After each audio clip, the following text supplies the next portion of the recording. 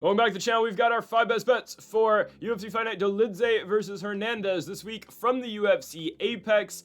We've been doing the 5 bets for the last couple weeks, and we've been pretty successful with those. So again, I'm going to do more than just money lines in this video. We're going to have finishes. We're going to have parlays, over-unders. Again, our 5 best bets for this 12-fight card. They added Cody Brundage versus Eric Macanio on this card. Obviously that fight was just announced. I kind of thought that fight was going to be, when I saw it announced on Twitter, I thought that was for the pay-per-view next week, just because why would you announce a fight 3 days in advance on an Apex card? But they did.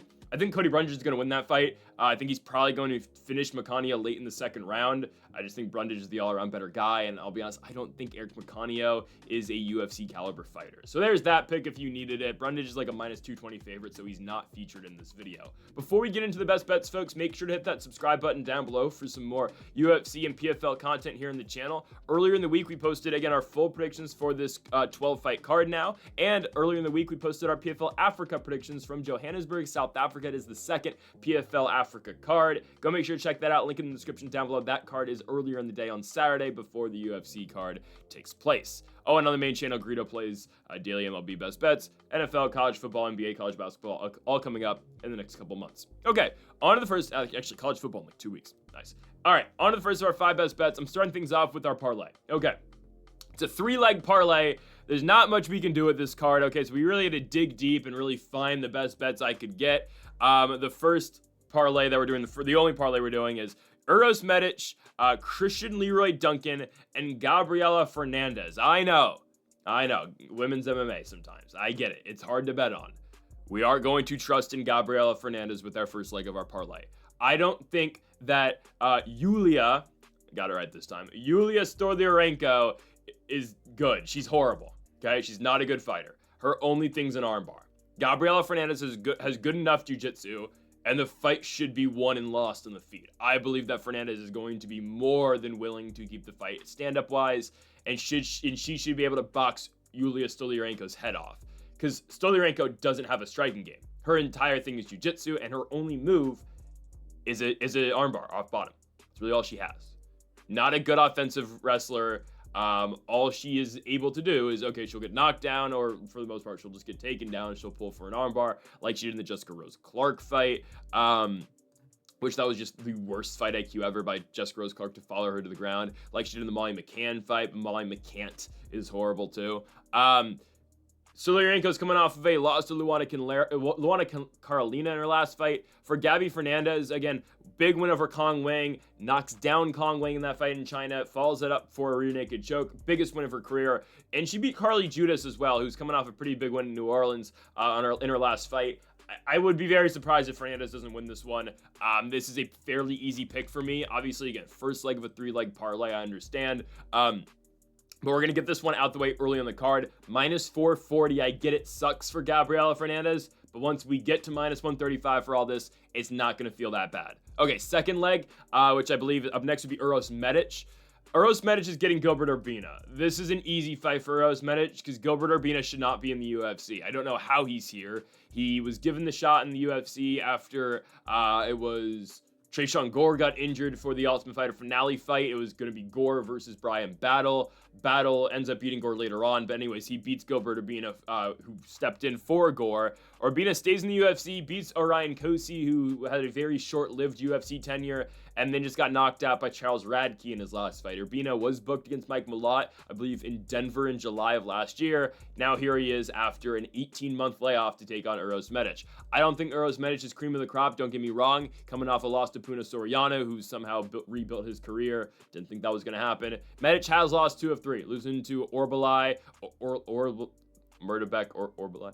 And then a win over Tim Means, in which he knocked out, Tim Means, lost to Puna. He will be fine in the Gilbert Urbina fight. I don't think Urbina is going to offer much back at him in the striking game.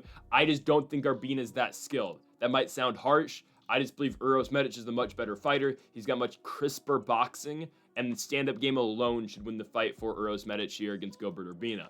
Third leg of the parlay is going to be, I think, potentially the toughest one. Even though I think Christian Leroy Duncan will win, he's taking on Eric Anders. And why do I say it's the most difficult part of the parlay? This is at minus 620, which is actually the you know, he's the biggest favorite on this entire thing. Fernandez is minus 440, Medic is minus 460, and CLD is minus 620. Why do I say this is the toughest, though? Because of the experience out of Eric Anders. This is a guy who's been in the UFC for a very long time now. He has main evented UFC Fight Night cards in the past. This is going to be walk number 19 into the UFC Octagon for Eric Anders. Now, Anders is coming off a win over Chris Weidman, and he has now won 2 of 3 bouts going into this. No, he's won back-to-back fights going into this one. 3 of 4, actually. If you date back to his Chris Daukaus victories, a Kyle Daukaus victory in December of 2022. By the way, Doc is coming back in Shanghai, China against Michel Pereira. Very happy that he's getting that opportunity. He has earned it through CFFC. Anyways, though, Eric Anders here, after beating Chris Weidman in his last fight in a kind of one-sided affair, because Weidman, you know, was on his way to the GFL at that point, beating Jamie Pickett prior to that in Pickett's retirement bout. Again, Anders has gone out there and won fights. The problem for Anders, though, is that, you know, his last 2 fights were against guys who were halfway out the door, right? Pickett retired after his fight. Weidman essentially has retired since the Anders fight. Last time Anders took on an active fighter, a guy who's been planning to continue on fighting in the sport, was against Marc-Andre Barriault. I don't care that Marc-Andre Barriault fought Shara kind of tough. Marc-Andre Barriault is not a high-level fighter. I'm not going to tell you CLD is a high-level guy, but he's better than Anders. And Christian Leroy Duncan should have this fight wherever he wants it. On the feet and on the ground. I mean, CLD's got some good ground attacks, man. He does. His ground and pound's nasty. Saw that in the Claudio Ribeiro fight. He's got decent stand-up as well. Coming off a win over Andrei Pulyaev, which I guess is aging well because Pulyaev just beat Nick Klein.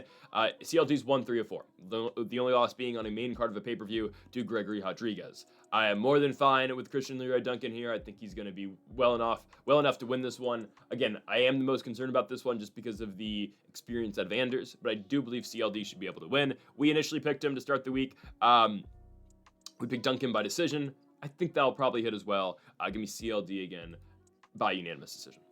Our second best bet of the video is going to be the under rounds on Elijah Smith versus Toshiomi Kazama. I believe I'm much higher on Elijah Smith than a lot of people are. I think Elijah Smith has all the makings of being a very good UFC fighter in like 5 years. And that's not a diss. He's 22.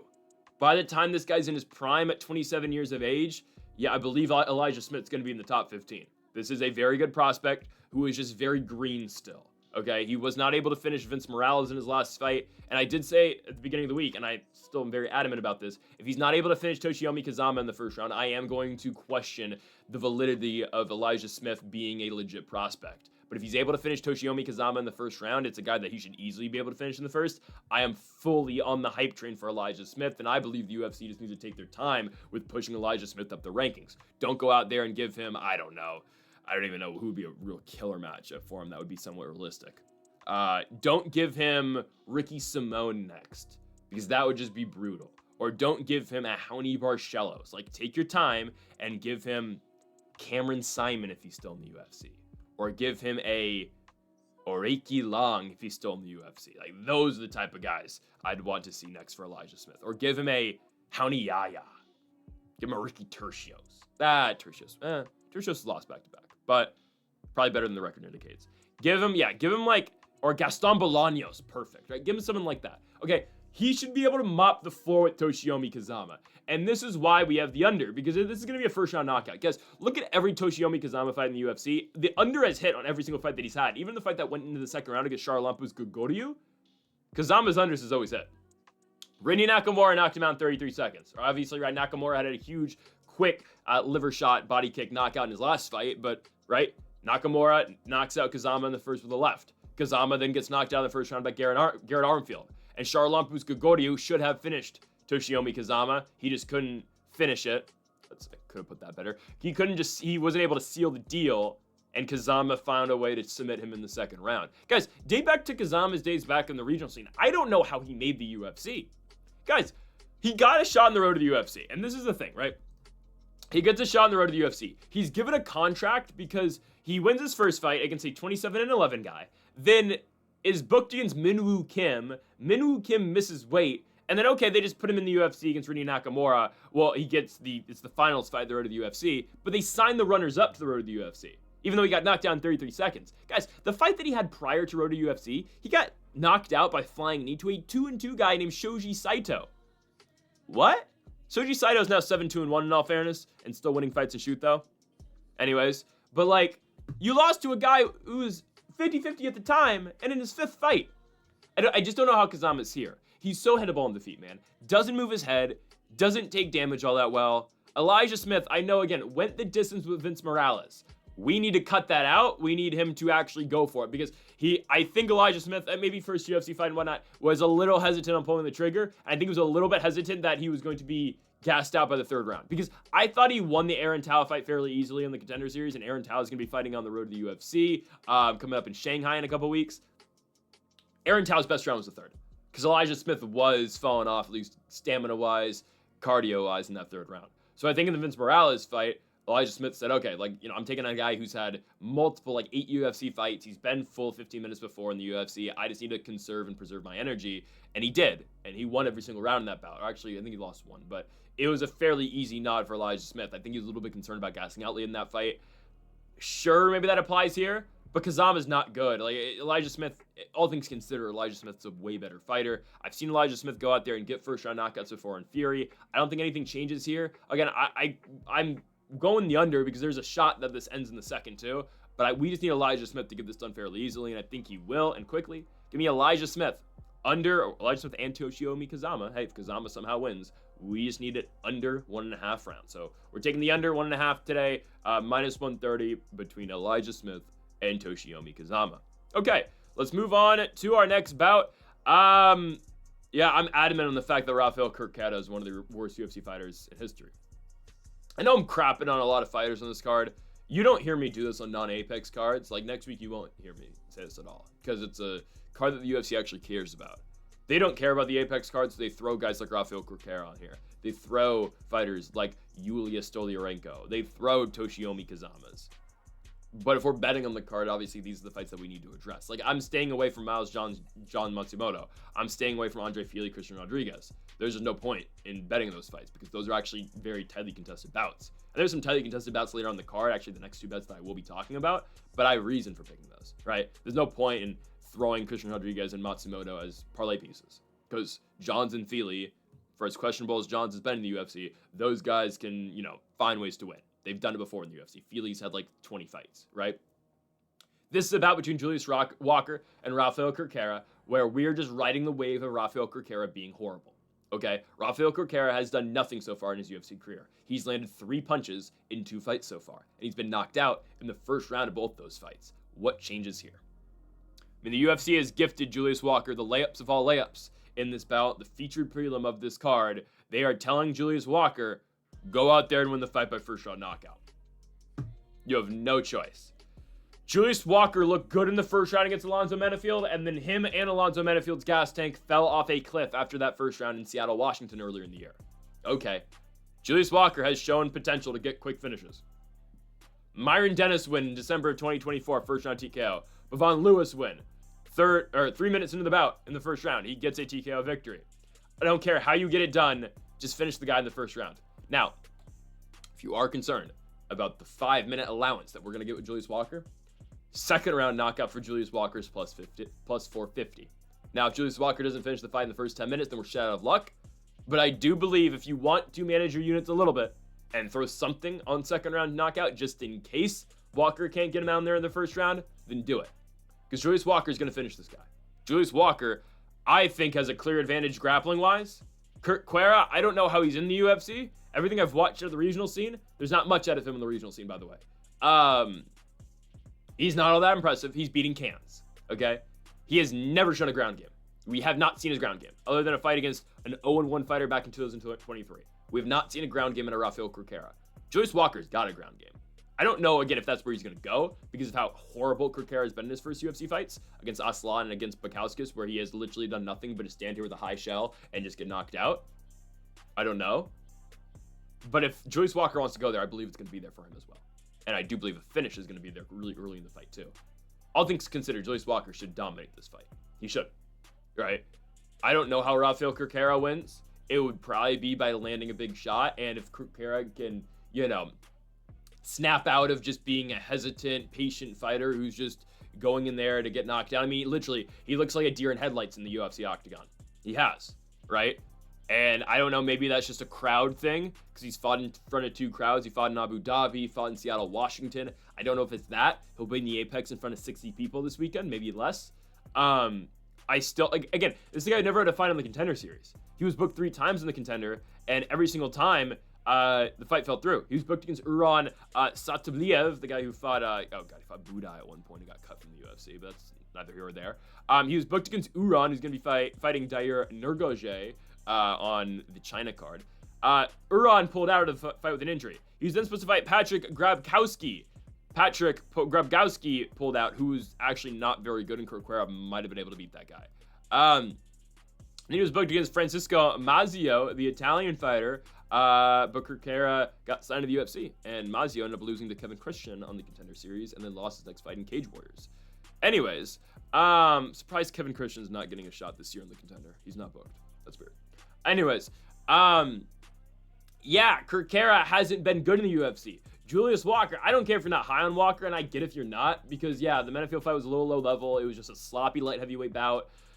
I know his past in the regional isn't great, but, I mean, he's beaten 2 vets. Bevon Lewis, former UFC guy, Myron Dennis has been around. I know, again, those guys are old and washed up, but he did beat both those guys in the span of 3 weeks. And he finished both of them in the first round.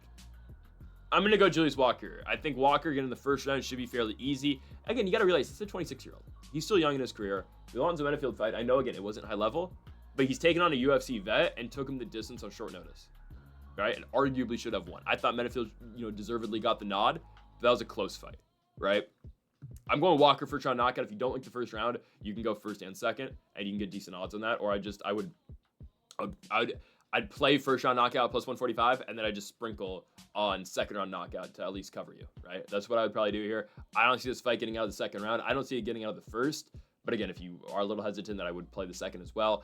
I believe we're going to be fine. First round knockout victory for Julius Walker here against Rafael Carrera. Okay, 4th fight of the night, or 4th best bet of the night, Ode Osborne. Yep, this is the dart play, okay? Don't go on and put 10 units on Ode Osborne. Don't do it, no. Manage it appropriately, obviously. This is a long shot pick, but I will tell you why this is one of my favorite long shot picks in a very long time.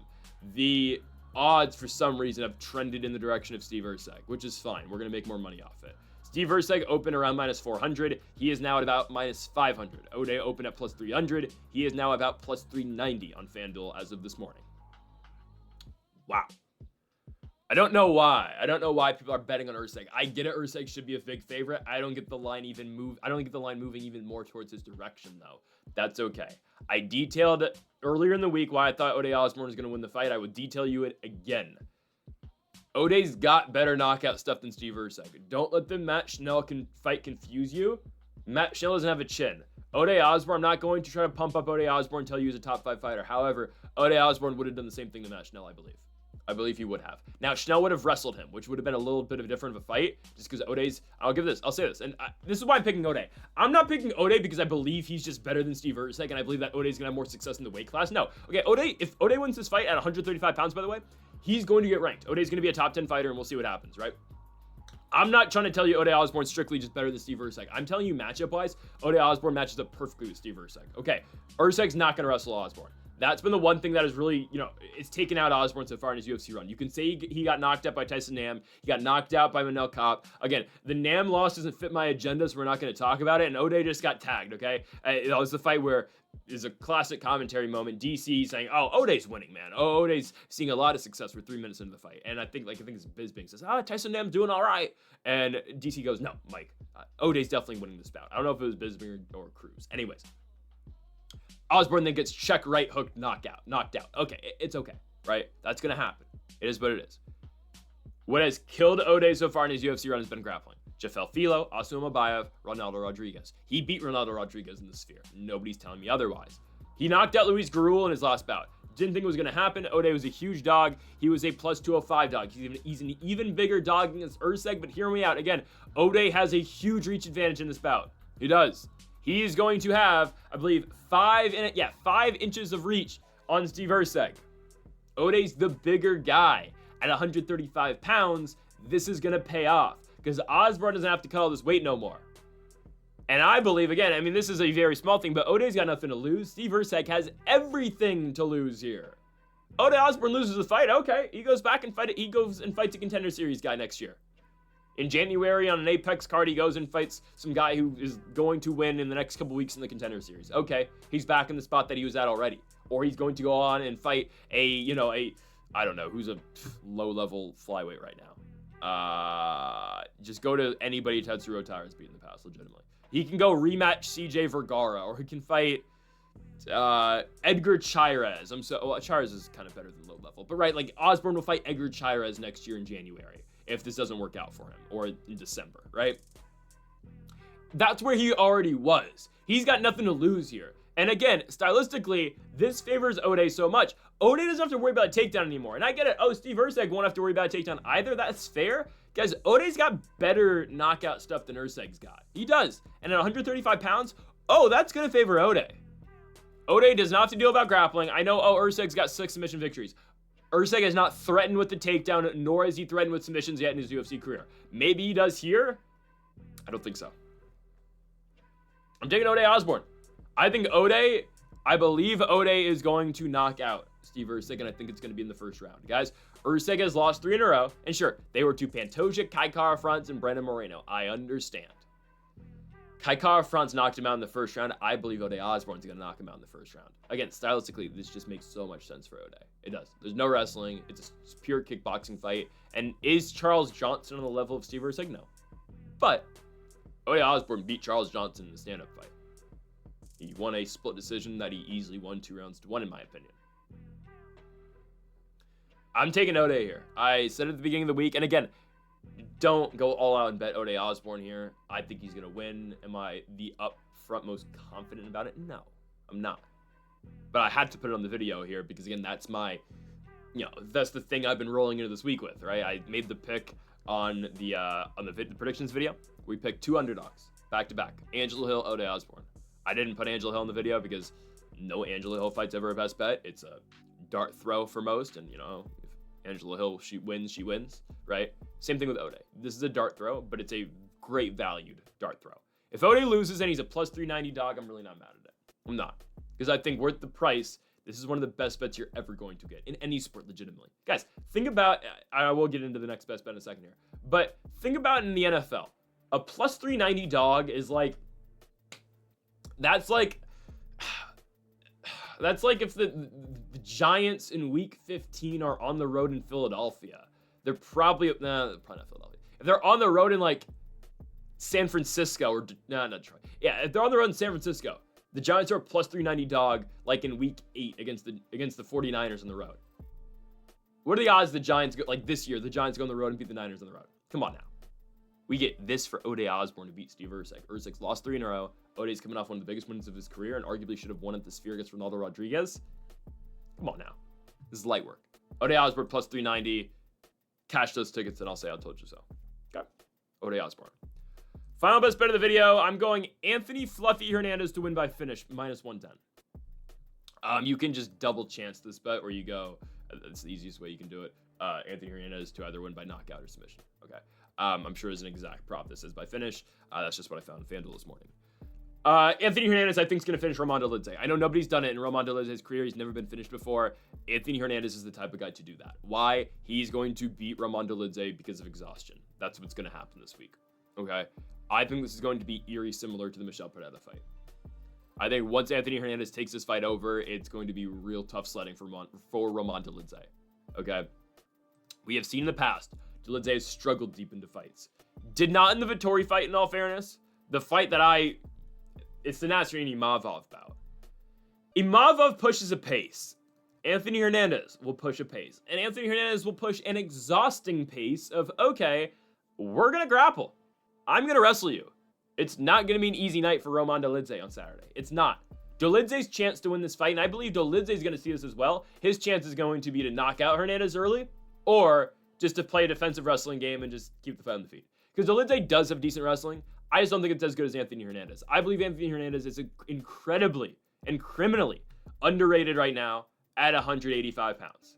He is. He's a really underrated guy who doesn't have the most finishing potential, but in a 5-round environment, yeah, he will break you.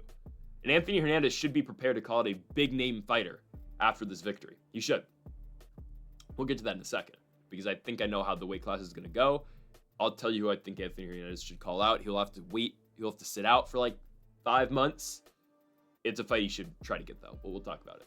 Because it's the only fight that makes sense, in all fairness. Anyways, yeah, he'll be the first guy to beat Ramondo Lidze. Guys, Ramondo Lidze looked horrible at the end of that Astonini Mavov bout. I believe Anthony Hernandez is going to be able to pile it all on at the end of the bout. Again, I'm going 4th round TKO victory for Hernandez. I just believe, again, Lidze is going to be gasping for air. He's going to be... I think he's just going to have a lot of trouble after Hernandez continues to ragdoll him. I think the first round is going to be Lidze's best round. I think it's going to. I don't know if he's going to win that first, but I think if anything, that's going to be the round Hernandez is going to have a lot of trouble in. Again, look how Anthony Hernandez is able to control Brendan Allen on the ground. That's a good fighter. Brendan Allen, I know grappling wasn't the reason he beat Marvin Vettori. Well, kind of, not really. But Anthony Hernandez takes down Brendan Allen and keeps Brendan Allen on the ground. Ultimately, that's how Fluffy ended up winning that fight in Seattle. He's going to wrestle Ramondo Lidze. Lidze does have some sneaky jiu-jitsu stuff, don't get me wrong. Like, he had the whole leg trap that he got on Jack Hermanson where, he got the finish because he trapped Hermanson's arm, and, there's nothing Hermanson could do. I just don't see Lidze ever being on top of this fight. Because what, is he going to try to take down Hernandez? No. Is Lidze going to switch positioning? I believe Lidze's going to threaten at some point the heel hook. That's what he does. A lot of what, when Lidze's on his back, we saw this in the regional scene, we've seen this some in the UFC too, when Lidze's put on his back or Lidze's put in a spot where he's trying to get up, he will use a heel hook to try to sweep. I don't think he will threaten with it some, but the heel hook for the most part, I believe for Lidze is a sweep mechanism. Anthony Hernandez has got good enough jiu-jitsu where that's not really going to affect him too much. Again, I don't even think he's going to get swept with it. If anything, it's going to be, okay, I'm going to adjust this, I'm going to stand up, I'm going to get around, and I'm going to, end up back in half guard, right? I just don't see it being too much of a problem. I don't think much of what Lidze can offer is going to be of trouble for Hernandez. Just look at Lidze's last victories. It's Marvin Vettori, which, again, like in hindsight, we can now look at these fights. Okay, Marvin Vettori just lost to Brendan Allen. He's on a huge losing streak. Kevin Holland. Okay, well, it's Kevin Holland. Just lost to D-Rod. Now, Holland's always going to be around, but, like, that's how you beat Kevin Holland. And at 185, that's how you beat Kevin Holland. Anthony Smith, not good. And they lost to Mavov, lost to Vettori. Should have probably beat Vettori the first time around, but who cares? And then the Hermanson victory back in 2022. I know Lidze's got power. I saw it in the Phil Hawes fight. I saw it in that Muay Thai clinch against Kyle Dawkins. I get that. He's not knocking out Fluffy, though. I don't think so. Like, Anthony Hernandez doesn't really take too many chances. That's just not how he fights. He'll be fine in this one. He doesn't take chances in the feet. He's not going to really be a willing striker with Lidze like Hawes was. I don't think so. And right, Fluffy, I saw Fluffy against Roman Kopylov. Is Kopylov a better striker than Lidze? Maybe. Probably not all around better fighter, but Kopylov's got some good stuff. And Hernandez, didn't play no games in the feet. Took him down, got him down. I'm going Fluffy by finish here. I think he'll break Lidze eventually, and I'm going minus 110 for Anthony Fluffy Hernandez. Who's the call out? It's Sean Strickland. And it's really easy, actually. Because Reinier de Ritter, I believe, is going to get Israel Adesanya at the end of the year. November or December. This just makes sense. Unless Izzy says no, which he might. If not, then Fluffy will get the RDR fight. However, I believe the fight for him is Sean Strickland. Sean Strickland is right now supposedly suspended until the end of the year for what happened at the Tough Enough event in Vegas. Okay, if I'm Anthony Hernandez, I'm calling out Sean Strickland for January. Calling him out for January, co-main event of a pay-per-view in January. That's the call out I'm doing. I know, again, it's August, but I mean, realistically, you're only out for 4-ish months. I mean, that's the call out I would do. If not, I'd call it Izzy. Izzy's not coming back for Anthony Hernandez. Izzy, I might come back for RDR. I don't know. I feel like there's a chance that Adesanya just does wait for Strickland. So if that's the case, then Fluffy just ends up with Reinier de Ritter. But you're not going to get the Sean Strickland fight if you don't call for it. So that's what I'm doing if I'm Anthony Fluffy Hernandez. Call Sean Strickland for January. Tell him as soon as you get back from suspension, that's the fight that you want. Anyways, folks, that does it for our UFC Fight Night. Hernandez or Lidze versus Hernandez best bets. If you haven't yet, though, make sure to hit that subscribe button down below for more. Make sure to leave a like if you did enjoy the video. Make sure to comment if you do disagree with any of the picks. We'll be back again later in the week for our UFC 319 predictions. Hamzat Chimaev challenges Dricus du Plessis for the middleweight championship. More PFL as well coming up. Folks, thank y'all for watching. Make sure to hit that subscribe button down below for more. Make sure to leave a like if you did enjoy the video. Thank y'all for watching. And Mamba forever.